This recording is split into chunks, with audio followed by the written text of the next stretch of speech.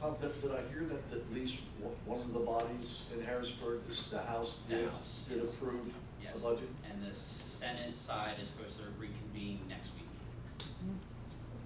So we'll be hopeful that see if something goes through next week. Yeah.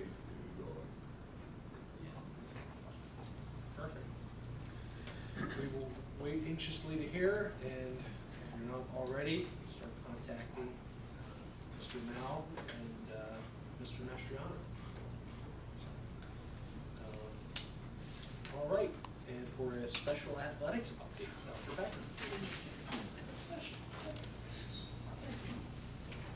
So Mr. Alasakis was nice enough to provide me with some information that he would like to share. So the fall athletic season, as we know, believe it or not, is already winding down, and our student athletes have made the district very proud with their effort and determination, success across all the sports. Fall season of competition has brought us highlights ranging from big wins to outstanding individual performances. So Mrs. Johnson gave me a great segue for some of the things that we had on here. So on the golf course, as she mentioned, so those athletes really excelled, and we have our two gentlemen that did a great job for us. They took place in the York Adams Golf Tournament, where Mason Peart was first and Landon Boston was second, distinguished themselves in that tournament. Both of them moved on and took part in the district tournament, where, as she mentioned, Mason finished in first place. Landon was one spot from qualifying for the state tournament. Mason, if you're a golfer, as I am, finished in red figures, which as a sophomore in high school, he shot 70 and 73 at a par 72 course, finishing 1 under, which is exceptional. I'm not going to play him anytime soon. He's got me by a few. So Mason's going to be competing at the state tournament on October 20th and 21st at State College. So he is our first district champion in golf, and that's fantastic, especially as a sophomore. I can only see him continuing to do better. Field hockey, senior standout Reese Rucker achieved also an extraordinary milestone as she scored her 100th career point. This reflects her individual talent and dedication, but also the strength of the program as she's continued to help shape that program and what is happening with that team. So it was kind of written as we were speaking, they're competing, but since then I've gotten the updates. So they were competing this evening at Northeastern against Kennerdale and won 6-0. So they won their first round of the York Adams League tournament and will go ahead on to the semifinals. So they just played Kennerdale at Northeastern. Now they play at Kennerdale against the winner of Susquehannock and Redline. And it's convoluted. There'll be a Kennerdale on Wednesday to play against either Susquehannock or Redline. So we wish them luck moving forward on the tournament as they get through that first round, which is great. So I suspect they're going to be the only smaller school that would be in that bracket after that first round as we enter semifinals. District tournaments, as we move into, once we get through the league tournaments, the expectation of field hockey and volleyball to be competing, hopefully with the opportunity to be hosting events here at the building, and that information will come out as soon as we're aware of it. So stay tuned for some details about some of our young ladies competing in district championships upcoming. So clearly we are all as a community proud of all the student athletes and how they're representing our school, both in victory and in the way they handle challenges. So I don't know if you were at the football game this past Friday, but it's always fun to get a win against Cologne in football or any sport. But it was a lot of good moments in that game. It was well played, very competitive game, appropriately handled, and was proud of both sides and not want to be watching, to be honest with you. It was a great game. That's why you go out and you do that. It was a fun one to watch. So we are proud of them and the things that they're doing to show a lot of pride in Littlestown and what they're doing on the field. So we look forward to celebrating more moments this fall as our students athletes continue in postseason and continue to make us proud. We hope to share some news of some great performances in districts, maybe some district championships, as we move through the end and into the nearly approaching, hard to believe, winter season, which will be in a November report. So that is sort of Mr. Alasakis' report that I adjusted based on some of our new news. Dr. Becker, could you explain just briefly, I was at the game Friday night. It was especially gratifying to beat the Squires and send them home to the holy city with a loss. But my question has to do with the student body storming the field. As long as it's in a structured environment, the YAIA does allow that, and it's okay that once they shake hands and so on, to be able to do that. I think it's great, and it's great for school spirit. I was just wondering if there's anything regulating that. That is a cowbell thing that I've learned is what was explained to me, Dr. Berryman was here as well, as being something that has happened for several years. Yeah, there's a long-standing tradition that occurs. So tradition, I was looking where the word was escaping me. It's a tough one to come up with, apparently. So yeah, I had some questions myself when I came and my first home win. They were looking at me like I was crazy. I was like, "What are you doing?" They were like, "Well, this is what we do." And I was like, "I don't know what." So I had some questions with that as well. My big concern, of course, that I was trying to explain was keeping them that we are not close to the teams as they're finishing. So I think it's fun and the kids have a great time, and I don't want to strip enjoyment from the circumstance as long as we're not doing anything to put kids coming across and just had a tough loss like they did at DeLone in a weird situation where we're running through their lines, and that's something I want to make sure that we're respecting the team that just came, and we're running out there because we had a good result. They did not. So I think it's difficult. We don't want to put a 16-year-old in a position where they're upset to have to react to something. So I think that's important to me to make sure that everybody understands that. That's what I would speak to. For what it's worth, I thought it was Having done respect. in a very classy way. Thank Yeah, you. they were against the side. That's my concern.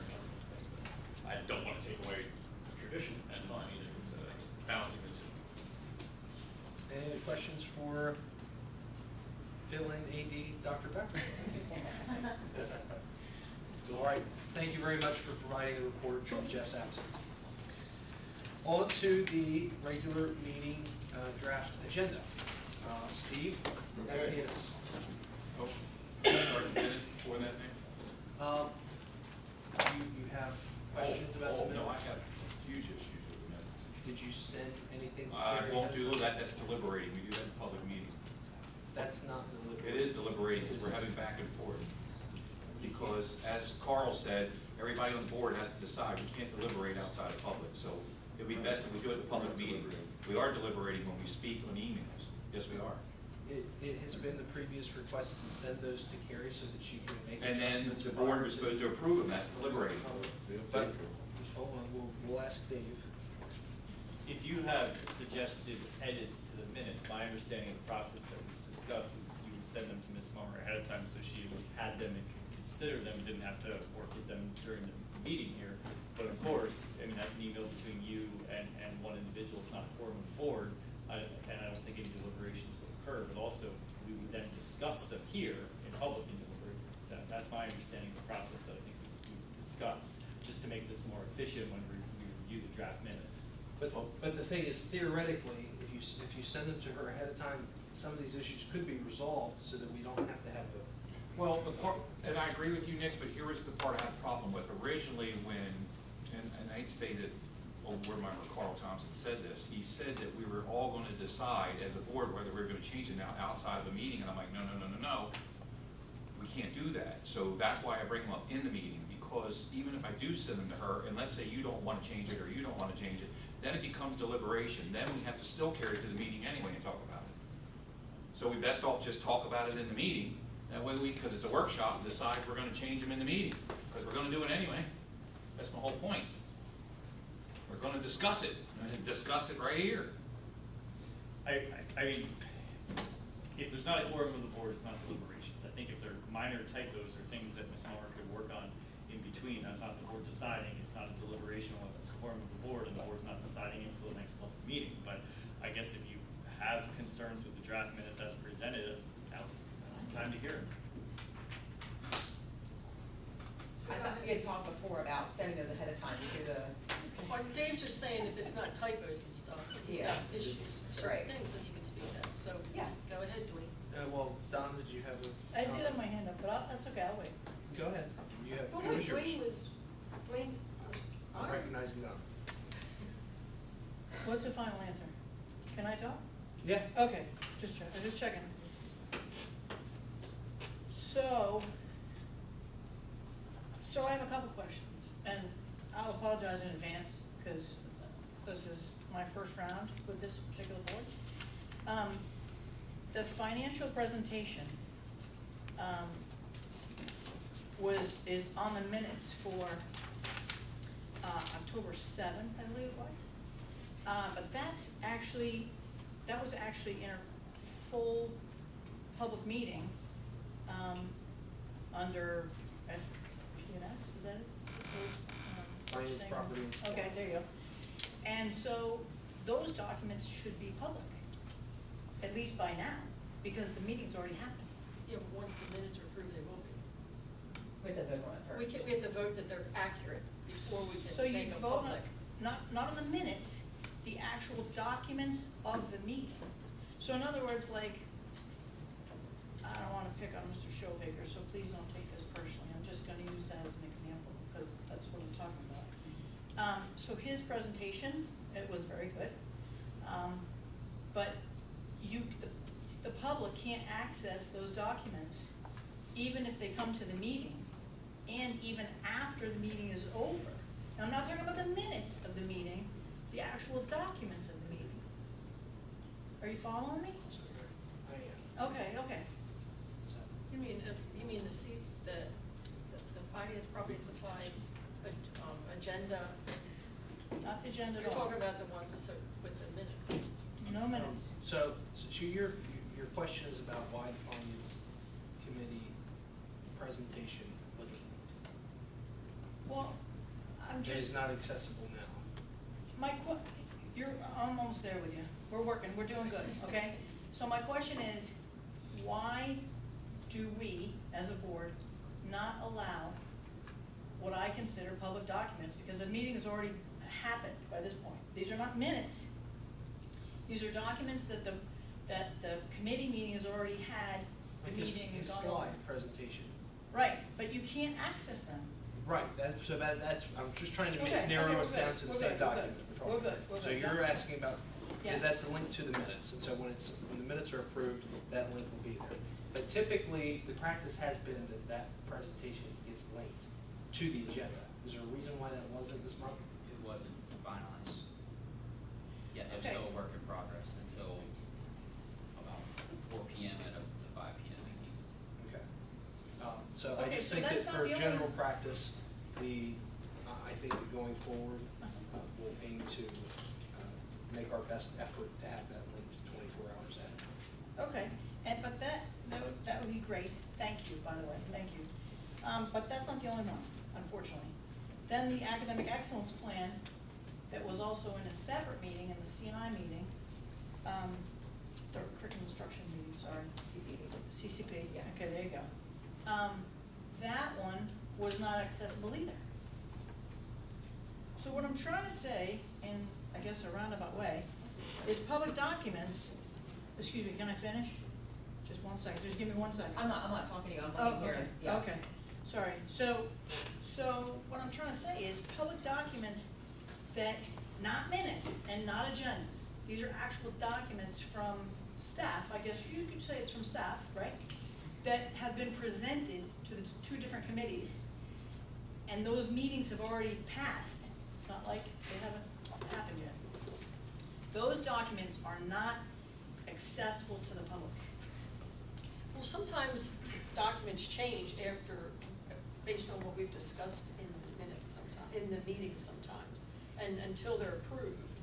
Then, once they're approved, the public does have access to them. Okay, so the original documents should still be public. That'll be, it'll be And on the, available. yeah, it will be on the original agenda of the meeting we did. So you'll go to the finance, property, and supply agenda for that meeting, and it's all there and accessible. Okay. It This is hasn't just, been. yeah, it's, So, I've given and public comment on that. There's differences between as well, at least in the past. When Tim was the assistant superintendent and Judy, Okay. not all of their presentations were going to be this. Typically, the presentations portion of our meeting doesn't always contain items that are moving forward, like action items that are going to end up going forward to the full board. Tom's meeting is kind of set up in a way that your presentation is your entire agenda, basically. So that's why that's always been out there, because we really kind of need that ahead of time to be able to view the agenda. In the CCP committee, we have the links to the action items that are available, like the policy policies, and when there's even things that are under the presentation, such as like the library book list, that's linked there and is there for consumption. The academic excellence plan was a presentation from Dr. Berryman that she wanted to do. It was excellent. That was, yeah, it was very great, but it wasn't an action item, so it wasn't included as a link because it was a presentation that she was presenting at the meeting. And it will it be linked to the minutes? Is it It's on linked to the the minutes. minutes? So it'll be there for public consumption when the minutes of the meeting are approved. But typically, the process has been for those types of things that you come to the meeting to receive the presentation, or you can listen to the recording to hear the presentation, and then at that point, once the minutes of the meeting are approved, which is approximately 2 weeks later, you can then go back and review the actual slides if you wish to do so. So the public won't get it for 2 weeks until after it's happened, number one. And number two, board members don't have access to the documents until they're actually presented to them in the meeting. Is that what you're telling me? We don't have access to her presentation until it's presented, correct, as board members. Okay, so Because how- she's presenting us, it's not an actionable document, she's presenting us with a presentation, that's Like a why it's a review. presentation. So, that's why we don't get that ahead of time. The public, as soon as the next day, can listen to the recording for the entire presentation given, and then they can see the slide. That's just been the way the practice has been. Okay. Well, in the interest of transparency, and correct me if I'm wrong, I could be, but I've heard that several times now, that the new board organization and leadership, yeah, there you go, leadership, wants to be open and transparent. I would say we might want to consider, not giving any direction here, just saying we might want to consider reviewing the fact that the public doesn't get the information for at least 2 weeks afterwards, after it's even transpired and gone. And Well, the and- board members don't get the information to look it over ahead of time before the actual presentation, so that they can, if they have any questions, they want to form questions and ask questions during the presentation while they have faculty and staff there. You're kind of at a disadvantage to do that if you don't get it ahead. See what I'm saying? Well, that's why the work session, they are here, so we can ask questions. Once we finish all- And Okay. I agree get it. with- I'm not saying we and- don't take into that consideration, but that's the whole, I So- mean, the committee is only a portion of the board, then the full board gets to discuss.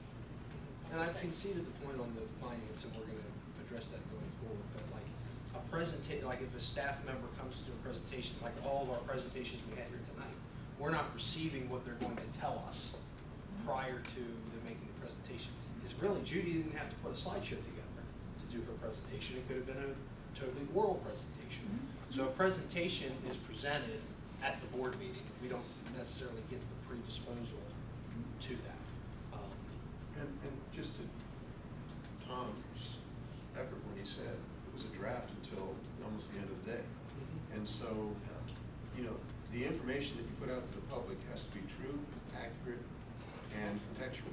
It cannot have, we got to fix this, we got to fix that, and then it just causes confusion. So the process does work. And I'm trying to think here in my head, like where can we put Judy's presentation, or if there's a slide presentation before the minutes, because that's kind of where they go. But I think a great opportunity would be to link them to the board highlights when we post them the day or two afterwards. So we're under the highlight where we talked about Judy's presentation, the academic excellence plan. We could link that, and then it's there for the public to review with the highlight. Okay, so we're going to withdraw. Perfect. All right, is that it before we go to Dwayne? Thank you. Yep, you're welcome. Dwayne? Right, Carrie. Under the 9:15 meeting, under Rachel Hudson, Can somebody pull it up? The regular or the special session? the regular, It's I'm gonna sorry, be- the regular, it's gonna be you? Yeah, well, I can't pull it up because I'm live, so Oh, that's he's fine. gonna have to assist. Okay, I'm sorry, I thought you were. That's, I apologize. Mr. Sullivan, that's kind of why we'd like to receive these in advance, then I'm able to kind of review that in my office without it being live, before they've been approved. And I'm certainly comfortable with, saying, you know, I'm not gonna change that without full board, let's bring it up in the meeting. I would certainly tell you that in an email. Well, that's why I kind of would have missed that step, because I take your time to tell me, to look it over and tell me that you're not gonna do anything about it till the full board reviews it. I might as well just say it here, because the full board's here. And this is a workshop, this is where we discuss everything in the agenda before we vote on it in the following meeting. That's why I bring it up in this meeting. Sure, it just makes it a little more difficult because I can't even see what you're asking. So, go ahead, we'll ask for Tom to pull him up on his and we'll see where we end up. Okay, under Rachel Hutchinson, you have written twice here, spoke to the board about the ongoing state budget issues and commented on Dr. So Moore's is it a discussion. typo? It's a, It's Please written- send it in an email. Yeah, it's Thank written you. twice. When you get into my comments, or I don't know if you corrected it, I might be going too fast. yep, you're good. Okay, it says spoke to the board about state funding with taxes. It should actually say and state taxes, because the with taxes just doesn't make sense. Okay, if you have a whole bunch of typos, please just Yeah. put them in an email. Well, and this I- next one's not typos. Okay, Okay, so if you get down to where where we voted like in item F1, general fund checks, you put no, Mr. Sullivan, that should be opposed, Mr. Sullivan. Because you have here in favor, which all in favor signify by saying aye, but then you have no, Mr. Sullivan. It should actually say opposed, Mr. Sullivan. When you voted no. That's. No, I didn't vote no, I said opposed, because you say opposed, and I say opposed. is that not the same meaning as no? No, pretty no, because it synopsis. sounds like somebody saying no, Mr. Sullivan, you're irrelevant. You get my point? Instead of opposed. Mr. Sullivan, I have done it that way in many of the. Well, no, I look back, you put nays. I did my homework, yes, you put nays. Well, I think no is suffice. I would rather it be opposed, Does the rest of the board feel that clear, way? because when you say in favor, and then you say opposed. Nobody says nay, nobody says, aye. Well, we do say aye, to his favor. We actually say aye, no.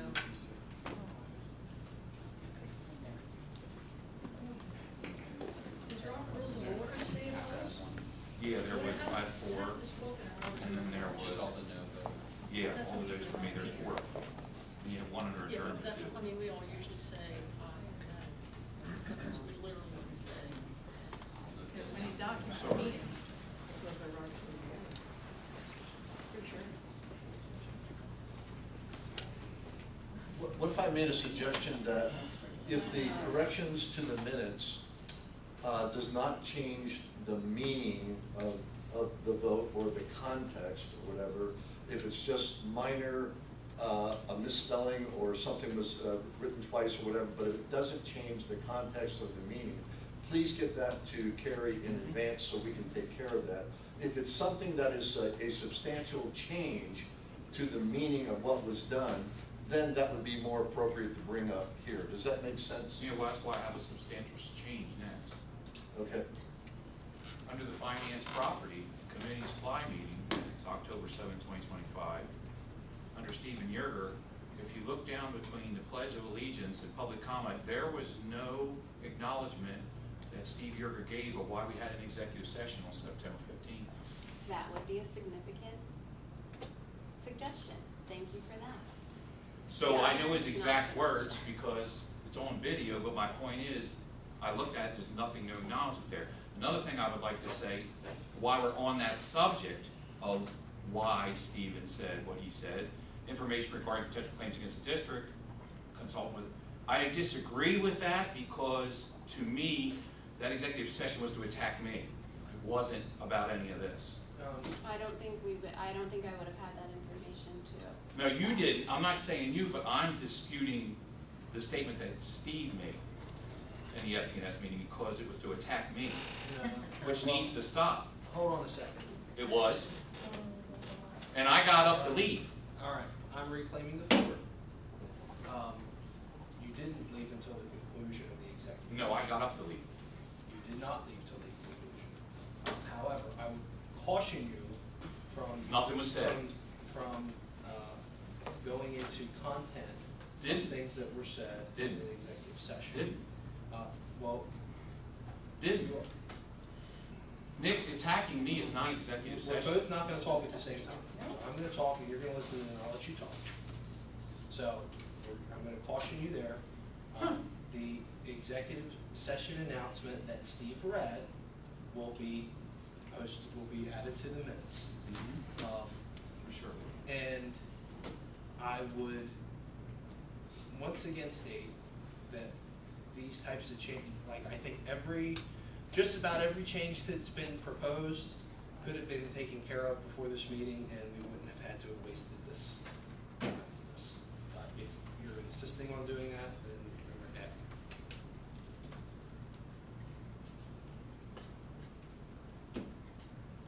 Well, like I said, I disagree with the statement that Steve made in the PNS meeting, which is going to be put in the minutes. Well, to jump in there though, the minutes record what happened.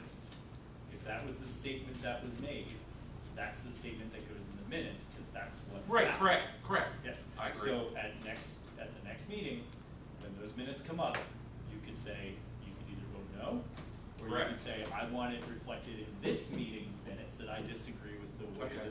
the minutes were Okay. written. Okay, that's fine. That gives you an avenue. That there, works. But it has to accurately reflect what occurred in the meeting, not whether you agree with it or not. Okay. That's the point of the minutes. Okay, so under discussion of the minutes, that's when I want to bring that up. In the next week's meeting, yeah. After motion and second, discussion on the minutes, Right. that's where that can go. Okay, Yes. sounds good. Thank you. I would like to make a Sunshine Act challenge then, please. State your objection. Again, that's not specifying the subject and scope of the executive session. So therefore, you're violating the Sunshine Act challenge.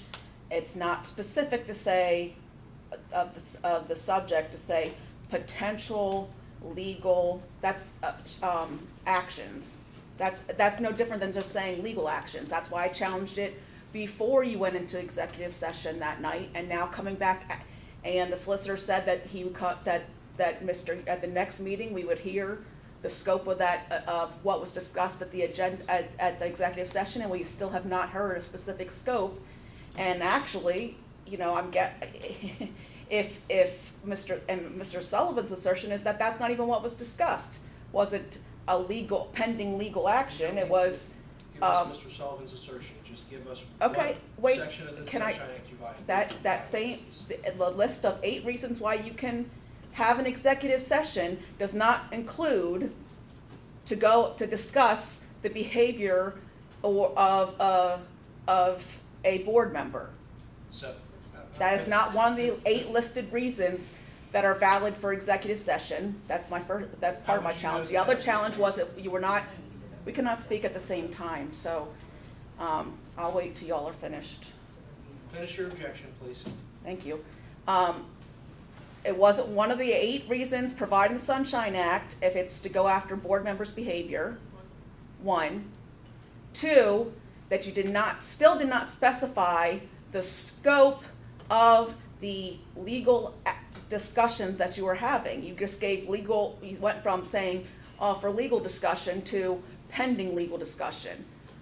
Specific scope would be, for example, when you said we discussed litigation brought by Ms. Johnson. That was a specific, discrete reason for executive session.